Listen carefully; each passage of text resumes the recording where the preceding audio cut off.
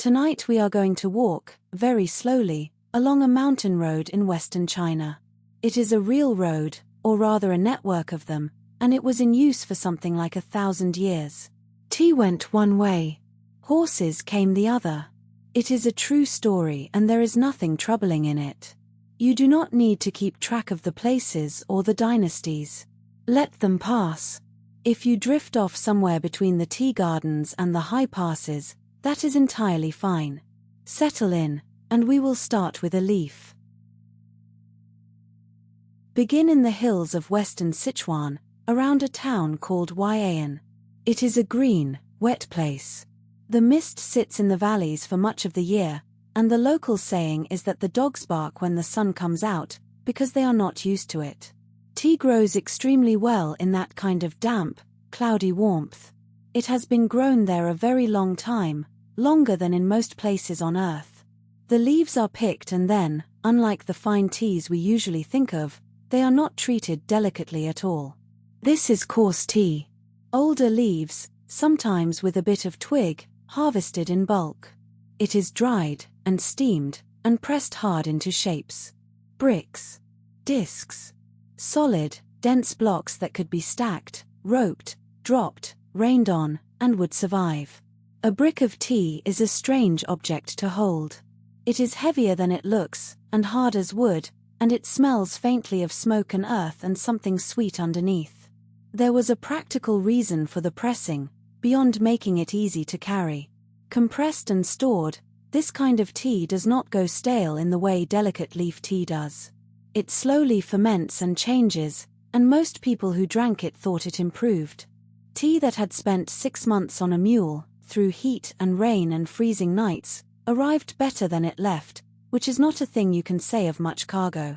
That brick is the whole reason for the road. Everything that follows exists because someone had to get it over the mountains. Why did the tea have to go? Because on the other side of those mountains, on the Tibetan plateau, people had come to want it very much. Tibet sits high, mostly above 3,500 meters. It is cold and dry, the growing season is short, and vegetables and fruit are scarce. The traditional diet leaned heavily on barley, on meat, and on milk from yaks. Into that diet came tea, and it stayed. Not brewed the way we brew it.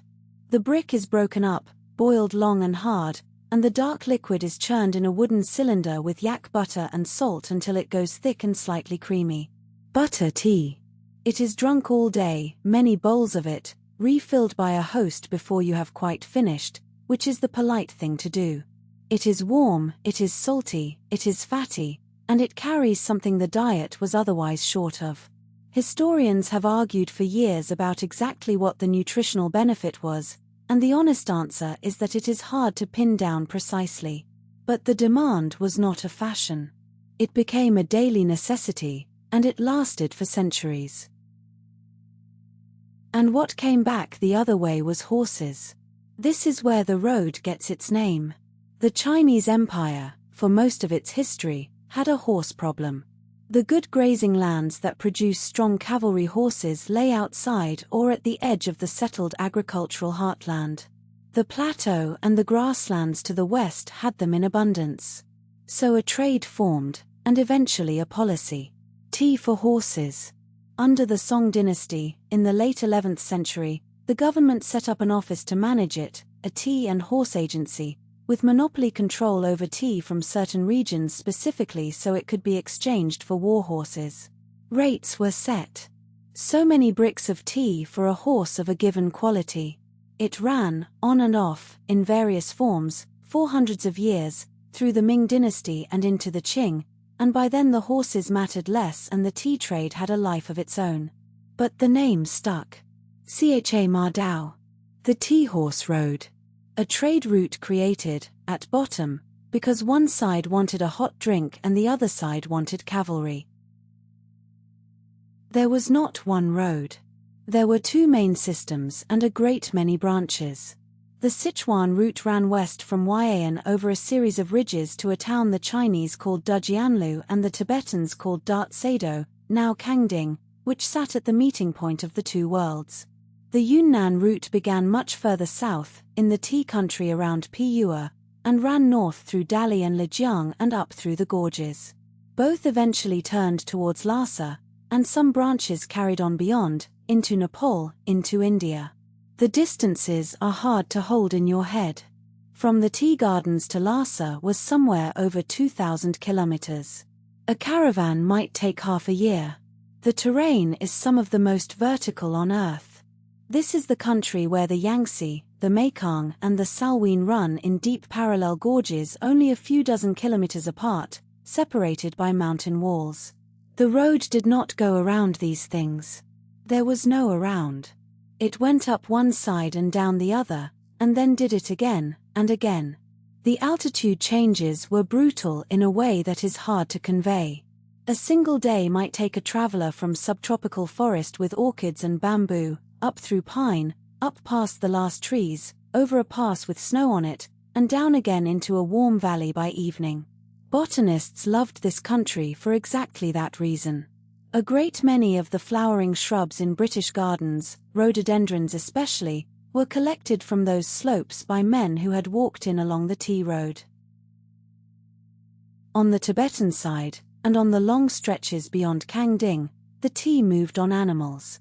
Mule trains, yak trains, ponies, managed by caravan men who knew each pass and each place to stop. But on the first stretch, the climb out of Sichuan, it moved on people. This is the part that photographs made famous.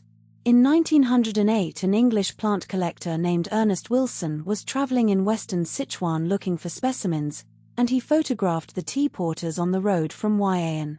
The pictures still exist. Men, and sometimes boys, standing under towers of tea bricks strapped into a wooden frame on their backs, the load rising well above their heads. Wilson weighed some of the loads and wrote the figures down.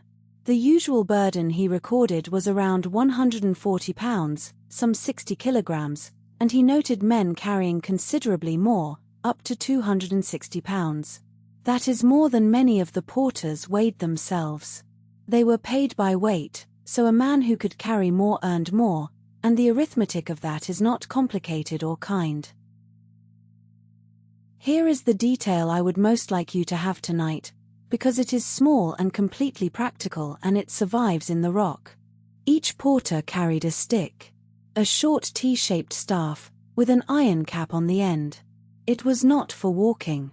When a man carrying 60 or 80 kilos wants to rest, he has a problem. If he puts the load down, he may not be able to get it back up, and even if he can, the effort of standing again costs more than the rest is worth. So he did not put it down. He stopped, planted the stick behind him, and rested the base of the wooden carrying frame on the crossbar. The load's weight went into the stick and threw the iron tip into the ground. He stood there, still upright, still strapped in, breathing, for a minute or two. Then he lifted, and walked on. They did this every few dozen paces on the steep sections. And because the road was paved in places with stone, and because the same men stopped in the same places for generation after generation, the iron tips wore small round holes into the rock. Those holes are still there. You can go and put your finger in one. The stages of the journey were fixed by exhaustion rather than by distance. From Huai'an to Kangding is not far on a map, only a couple of 100 kilometers, and it took a porter something like 20 days. That is 10 kilometers a day, uphill, and it was considered good going. Along the way were inns, which were not romantic. A room with a raised platform and straw, a fire, a place to stack the loads, rough food, and other men doing the same work. A porter carried his own rations, often a bag of ground barley or corn, and boiled water when he could. In winter the passes iced over. In summer the same slopes turned to mud and the leeches came out in the lower forests. Landslides were a normal fact of the road rather than an event. The work was seasonal for many, taken up by farmers between harvests to bring in cash, and permanent for some. There is no point pretending it was anything other than very hard. What is worth saying, and it is easy to miss, is that it was skilled. Knowing how to pack a load so it did not shift, how to pace a climb, how to read weather on a ridge. Those are not small things. There were customs, too, that made the work bearable. Groups walked together and stopped together, so that the rests were shared and nobody was left behind on a slope. Some porters sang, and the songs had a rhythm matched to the pace of a heavy climb, slow and even. Wilson, the plant collector, noted that the men were cheerful company and that they joked a great deal, which he clearly had not expected to write. Beyond Kangding the character of the road changed. Here the tea was repacked. Chinese-style bales were opened and the bricks re-sewn into yak hide coverings, stitched wet so that as the hide dried it shrank tight around the tea and turned into a hard waterproof shell. Then the caravans took over. A big caravan might have 100 animals or several hundred, with a lead mule wearing a bell and a decorated headpiece, and men who spent their whole working lives on that circuit. They carried more than tea. Salt from the lakes. Cloth. Sugar. Medicines. Metal goods. Coming back, wool, hides, musk, medicinal herbs, and gold. The caravan men were Tibetan, Chinese, Nashi, Bai, Yi, and others, and the towns along the road grew into places where several languages were spoken in one street and several religions had buildings within sight of each other. Lijiang in Yunnan is the best known of them. These were not frontier outposts in any lonely sense. They were busy market towns whose entire prosperity came from the fact that something heavy had to be carried past them. The road did not end dramatically. It ended the way old roads usually do, which is gradually and then completely. Motor roads began to reach into the mountains in the 20th century. During the Second World War, when Japanese forces cut China's coastal ports, the old inland routes briefly mattered enormously again, and tea and supplies moved along them in large quantities. Then in the 1950s the highways were built.